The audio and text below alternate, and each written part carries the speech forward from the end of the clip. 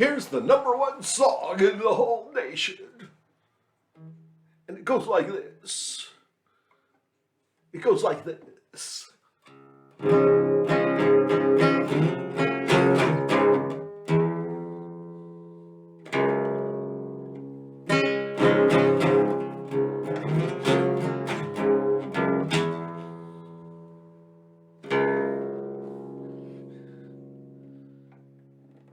How long will you be doing that? How long will you be doing this? How many more asses will you have to kiss?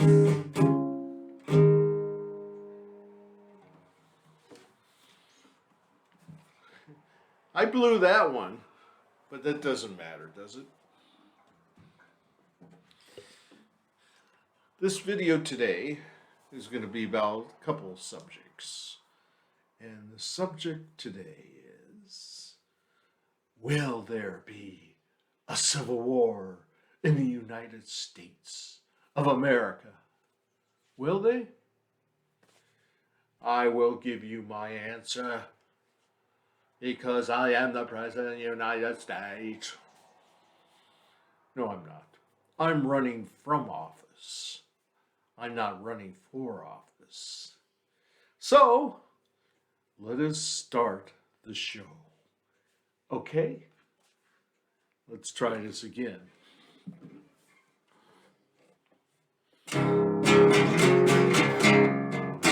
Oh!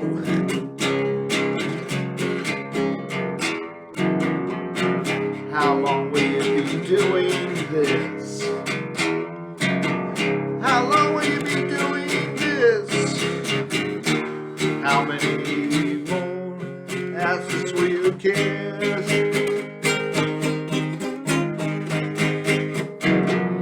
How long will you be doing that? How long will you be doing that? Watching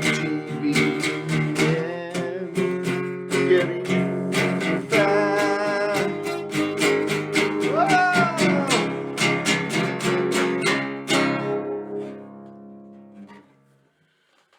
See you on the rebound. Take 2. So the question of the hour is, will America have a second Civil War? And we will explore this question. So let us begin. Let us begin now. What was the American Civil War? Here's a short recap. The war lasted from 1861 to 1865.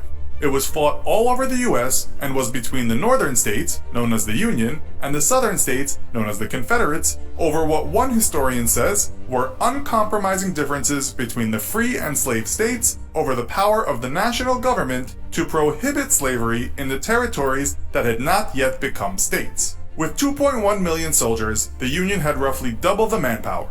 About 620,000 soldiers died in all, which is the biggest loss of life in any war for the US. 51,000 died in one battle alone at Gettysburg. Ultimately, the North won. But the question we're asking today is, could this happen again? Let's find out. In this episode of the Infographic Show, could the US have another civil war? Could it? Let's define what a civil war is. It's two factions within the same entity. First of all, it's like a family feud. That's what it is. This was a family feud. It was the United States. And what brings the states together? A federal government. Now, when the states rebel or secede from the Union, then they will break up the unity. So, that is a civil war. The only thing we come close to a civil war now is feuds, family feuds. It's like the Republican Party between the rhinos and the MAGA. In the Democratic Party, it's between the corporate Democrats and the progressive Democrats. And on the third front, the Democratic Socialist Democrats. That is a civil war. Usually it's on two fronts, but in Russia it was three fronts. There was three in 1917 in Russia. There was the anarchists, there was the Democratic Socialists, the Mensheviks, and there was the communists, the Bolsheviks. So that was almost called a civil war, but it was called a revolution because they were all rebelling against the monarchy, the czars. Now, let's get something straight. There's revolution, there's civil war, and there's counter-revolution. America was created by a revolution. So if somebody wants to overthrow the government here, conservatives, militant conservatives, that would be a counter-revolution. All these white supremacists and these alt-right and whatever, Tea Party types, they are counter-revolutionaries. Now, if you're a leftist and you want to overthrow a government, that's new revolutionaries. You're replacing the old revolution with the new revolution. So leftists are revolutionaries. Well, some leftists. So let's proceed again. Some of you might be thinking, hell no, the USA could never be that divided again. Why would anyone think that? But the division between what we call the right and left has perhaps never been bigger in modern times, which is evident just by looking at social media. The right, especially what people call the alt-right, calls the left names such as snowflakes, while the left is sometimes equally as combative when calling out its nemesis as being violent, hostile, and racist. Now, this country's been divided so many times. Civil War was the first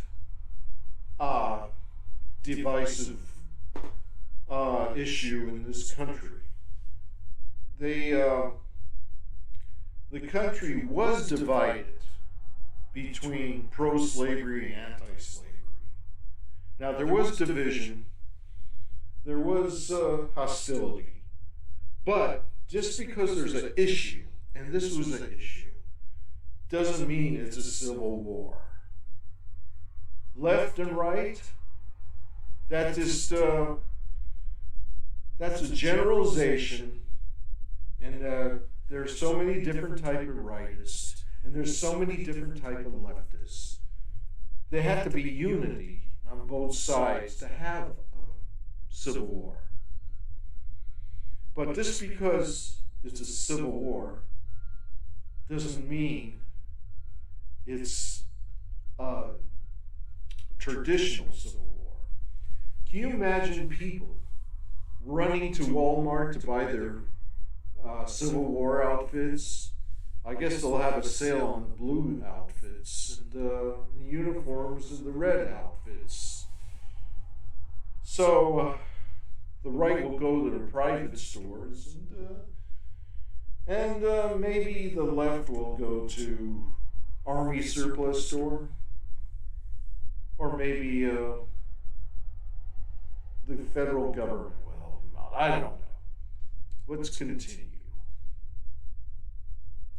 How did it ever come to this? Each side is so unwilling to make amends, which has sadly resulted in riots over the last few years. In 2017, The New Yorker published an article called "Is America Headed for a New Kind of Civil War?" In the beginning of the article, we read the stark lines, "How fragile is the Union, our republic, and a country that has long been considered the world's most stable democracy, a man named Keith Mines was interviewed. He has worked in the Special Forces, for the UN, and for the State Department. What did Mines say? Well, he believes that there is a 60% chance of civil war in the US in the next 10 to 15 years. Yes, you heard that right. So what's going on? Well, firstly, we should say that his idea of civil war is not mass bloodshed like at the Battle of Gettysburg, but a large portion of America no longer having trust in what we might call the system, and so some kind of anarchy emerges. The National Guard will have to be called out, and those militarized police stations will be putting their equipment to work. This will all happen, according to Mines, because the polarization that we presently see will deepen, and there will be no chance to resolve it. News media and other media will help entrench people's opposing opinions, violence will be legitimized as the only way to solve the issues, and the government will be too weak to do anything. That's kind of disturbing. Maybe Mines is just paranoid, or maybe he's pessimistic, or does he have a point? Well, although the LA Times in 2017 mentioned a slew of media op-eds and columns that came out that year asking the same question, columnist Dennis Prager didn't ask the question. His piece was titled, "America is currently fighting its second civil war." Okay, this video just lost all credibility. What Dennis Prager says, who cares what he says?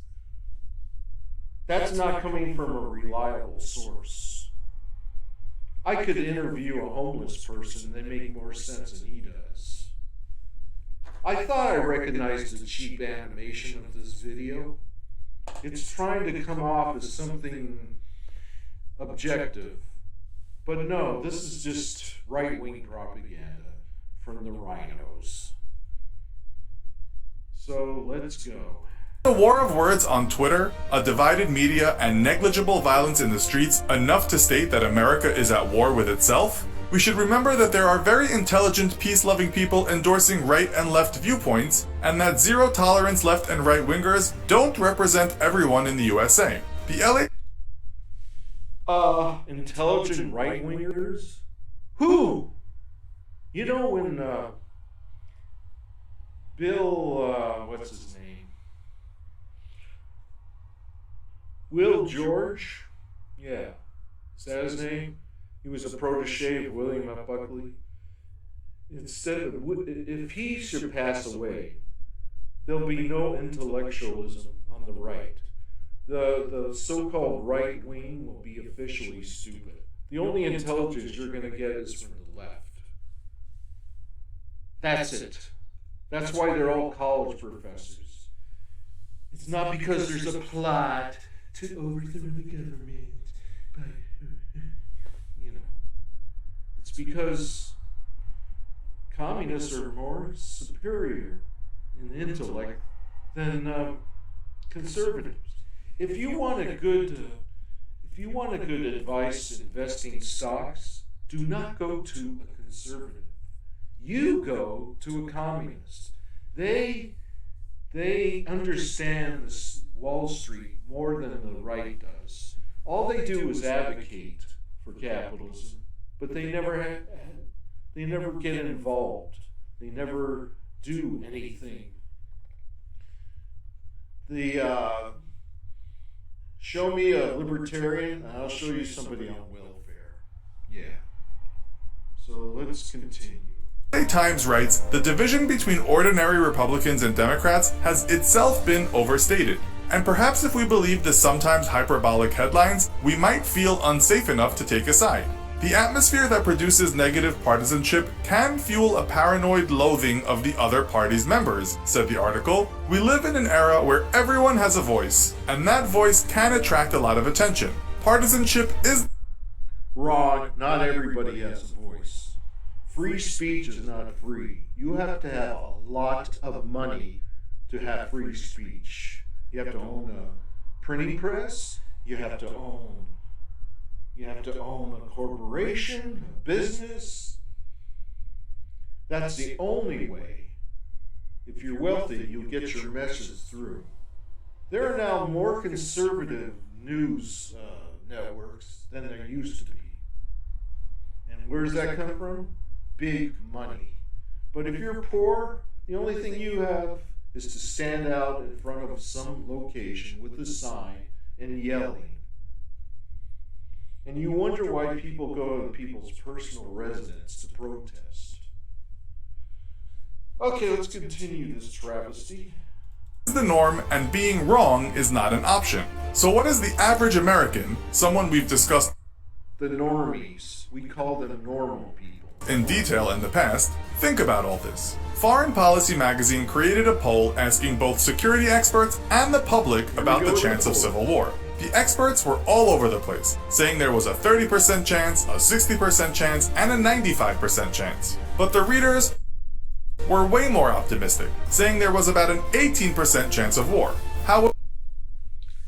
Okay, here it comes. Here comes my own. Here comes my own poll. And it goes like this. There will be a 0 chance of a civil war.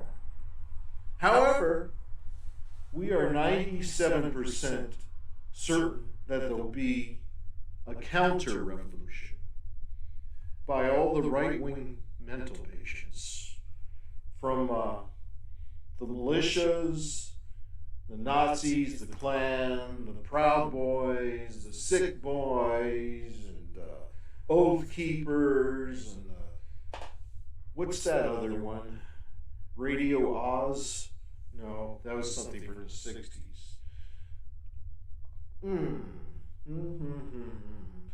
They're sort of like the John Birch Society. Well, anyway, that conspiracy thing. QAnon. That's it, QAnon. The biggest scam in the history of America. Some Asian guy started this group and started to make up all these lies on 4chan, wherever that station is. And the stupid people in this country, stupid white people in this country, gravitated towards it. And they believe it. But it's all made up. It's fantasy land. Everything they say is fantasy. And first of all, why would Hillary Clinton own a pizza shop? She's too waspy to own a pizza shop. Anyway, let's go further. Was war defined? This was the description given. 1. Military action internal to the metropole of the state system member. 2. The active participation of the national government. 3. Effective resistance by both sides. And 4. A total of at least 1. First of all, they may have the militia. They may have these high-power weapons. But you know what could happen? You are fighting with a nuclear power. You have a country that's so sophisticated in espionage, in technology. You think they're scared of your 747s or whatever? You don't even have 4740. You have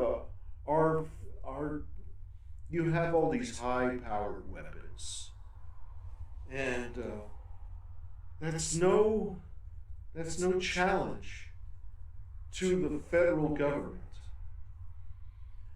Thanks to the Republicans, the military's got millions and billions and $1 trillion invested in it.